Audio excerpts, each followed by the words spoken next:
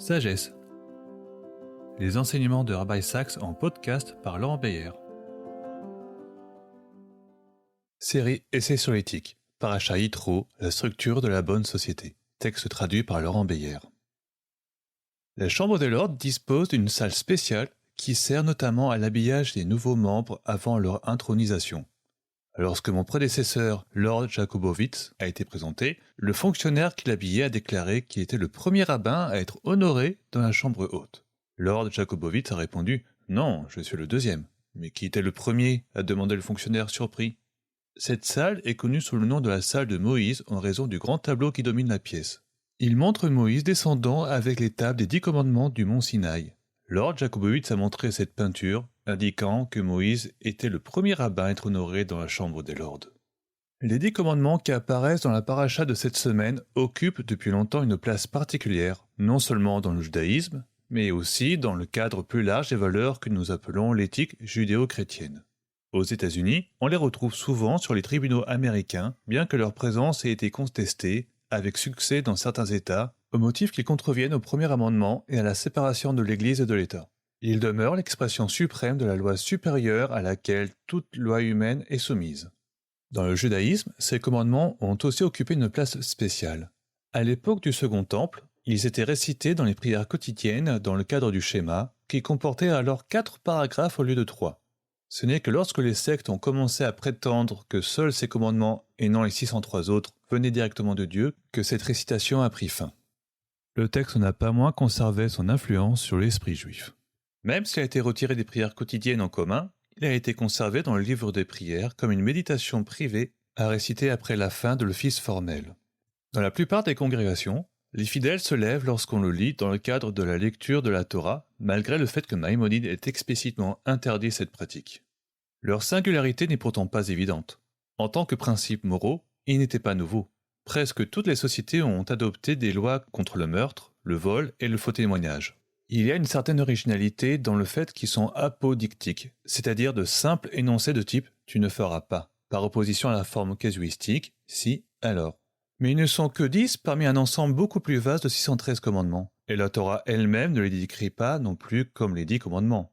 La Torah les appelle à la place les Aseret Adevarim, c'est-à-dire les 10 paroles. D'où la traduction grecque, le décalogue, qui signifie 10 mots. Ce qui les rend si uniques, c'est qu'ils sont simples et faciles à mémoriser. En effet, dans le judaïsme, la loi n'est pas réservée aux seuls juges. L'alliance du Sinaï, conformément au profond égalitarisme qui est au cœur de la Torah, n'a pas été conclue comme les autres alliances entre les rois dans le monde antique. L'alliance du Sinaï a été conclue par Dieu avec l'ensemble du peuple. D'où la nécessité d'une déclaration simple des principes de base que chacun puisse mémoriser et réciter. Plus encore, ces formules établissent pour toujours les paramètres de l'existence juive. On pourrait presque dire la culture d'entreprise. Pour comprendre comment, il vaut la peine de réfléchir à leur structure de base. Il y avait un désaccord fondamental entre Maïmonide et Narmanide sur le statut de la première phrase. « Je suis l'Éternel ton Dieu, qui t'ai fait sortir d'Égypte du pays de l'esclavage. » Maïmonide, en accord avec le Talmud, soutenait que cela constituait en soi un commandement, croire en Dieu. Narmanide soutenait qu'il ne s'agissait pas d'un commandement. C'était un prologue ou un préambule au commandement suivant. Les recherches modernes sur les formules d'alliance du Proche-Orient ancien tendent à soutenir Narmanide. L'autre question fondamentale est de savoir comment les diviser. La plupart des représentations des 10 commandements les divisent en deux, en raison des 2 tables de pierre, sur lesquelles ils ont été gravés. En gros, les 5 premiers concernent la relation entre les humains et Dieu, et les 5 suivants la relation entre les humains eux-mêmes. Il existe cependant une autre façon de concevoir les structures numériques dans la Torah. Par exemple, les 7 jours de la création sont structurés en 2 séries de 3, suivies d'un 7e jour qui englobe le tout. Durant les 3 premiers jours, Dieu a séparé les domaines, la lumière et l'obscurité, les eaux supérieures et inférieures, la mer et la terre ferme. Durant les 3 jours suivants, il a rempli chacun des domaines avec les objets et les êtres vivants. Le soleil et la lune, puis les oiseaux et les poissons, et enfin les animaux et l'homme. Le 7e jour a été séparé des autres comme étant saint. De même, les 10 plaies se composent de 3 cycles de 3, suivis d'un 10e indépendant. Dans chaque cycle de 3, les 2 premières plaies ont été prévenues, tandis que la 3e a frappé sans avertissement. Dans la première plaie de chaque série, Pharaon a été prévenu le matin. Dans la deuxième, Moïse reçut l'ordre de se présenter devant Pharaon dans le palais, et ainsi de suite. La 10e plaie, contrairement aux autres, fut annoncée dès le début. C'était moins une plaie qu'une punition. De même, il semble que les 10 commandements sont structurés en 3 groupes de 3, avec un 10e qui est séparé des autres. Ainsi compris, nous pouvons voir comment ils forment la structure de base, la grammaire profonde d'Israël en tant que société liée par alliance à Dieu, en tant que royaume de prêtres et nation sainte.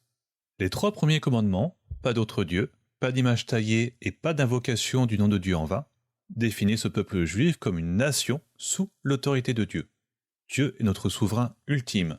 Par conséquent, toute autre domination terrestre est soumise aux impératifs primordiaux qui lient Israël à Dieu. La souveraineté divine transcende toutes les autres loyautés. Pas d'autre Dieu que moi.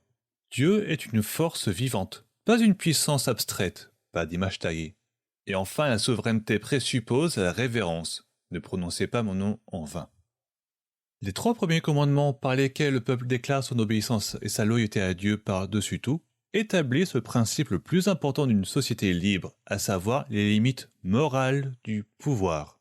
Sans cela, le danger, même en démocratie, est la tyrannie de la majorité, contre laquelle la meilleure défense est la souveraineté de Dieu. Les 3 commandements suivants, le Shabbat, le respect des parents et l'interdiction du meurtre, sont tous liés au principe de la création de la vie.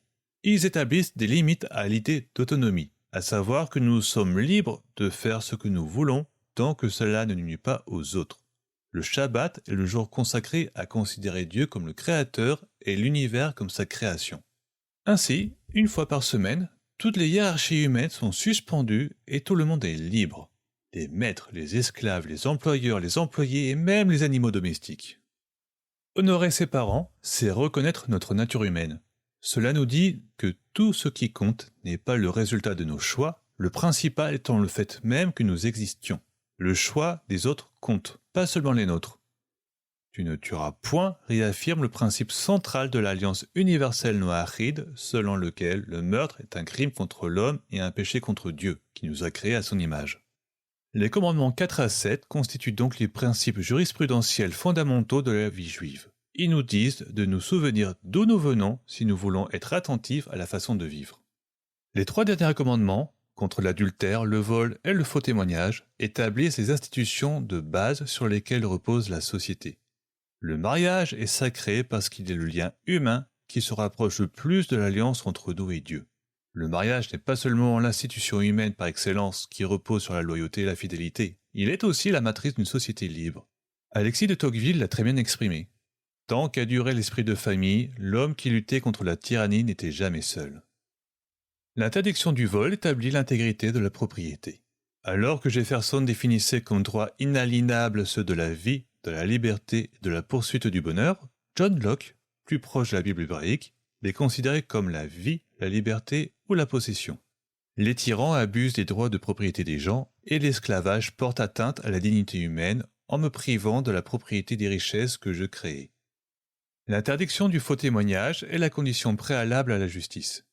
Une société juste a besoin de plus qu'une structure de lois, de tribunaux et d'organismes chargés de l'application de la loi. Comme l'a dit le juge Lord Hand, la liberté réside dans le cœur des hommes et des femmes.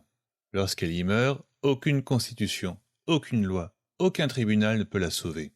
Aucune constitution, aucune loi, aucun tribunal ne peut même faire grand-chose pour l'aider. Il n'y a pas de liberté sans justice, mais il n'y a pas de justice sans que chacun d'entre nous accepte la responsabilité individuelle et collective de dire la vérité, toute la vérité et rien que la vérité. Enfin, vient l'interdiction d'envier la maison, le conjoint, l'esclave, la servante, le bœuf, l'âne ou tout autre objet appartenant à son voisin. Cela semble étrange si nous considérons les 10 mots comme des commandements, mais pas si nous les considérons comme les principes de base d'une société libre. Le plus grand défi de toute société est de savoir comment contenir le phénomène universel et inévitable de l'envie, le désir de posséder ce qui appartient à quelqu'un d'autre. L'envie est au cœur de la violence.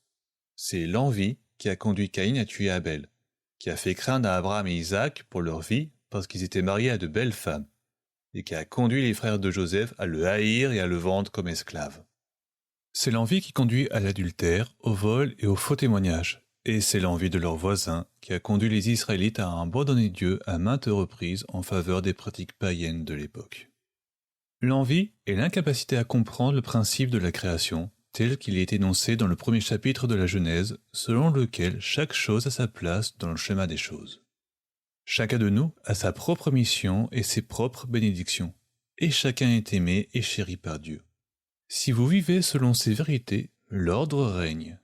Si vous les abandonnez, c'est le chaos. Rien n'est plus inutile et destructeur que de laisser le bonheur de quelqu'un d'autre diminuer le vôtre, ce qui est le propre de l'envie.